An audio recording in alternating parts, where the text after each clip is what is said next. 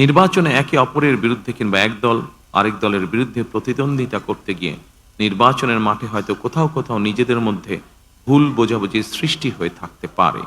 তবে এ ধরনের বিরোধ যেন প্রতিহিংসায় রূপ না নেয় সে ব্যাপারে সবাইকে সতর্ক থাকার জন্য আমি আন্তরিকভাবে আহ্বান জানাচ্ছি। দেশে গণতান্ত্রিক জনগণের প্রতি আমার আহ্বান, আসুন যেভাবে আমরা গণতন্ত্র প্রতিষ্ঠার লড়াইয়ে ভূমিকা রেখেছিলাম একইভাবে এবার দুর্নীতি এবং আইন শৃঙ্খল নিয়ন্ত্রণ এবং জনগণের প্রতি জবাবদিহিতার মাধ্যমে আমরা বাংলাদেশকে একটি নিরাপদ মানবিক বাংলাদেশ হিসাবে প্রতিষ্ঠার জন্য যে যার অবস্থান থেকে আমরা ভূমিকা রাখি। একটি নিরাপদ মানবিক গণতান্ত্রিক বাংলাদেশ প্রতিষ্ঠার যাত্রাপথে আমি ভিন্ন দল কিংবা ভিন্ন মতের সকলের সহযোগিতা কামনা করছি।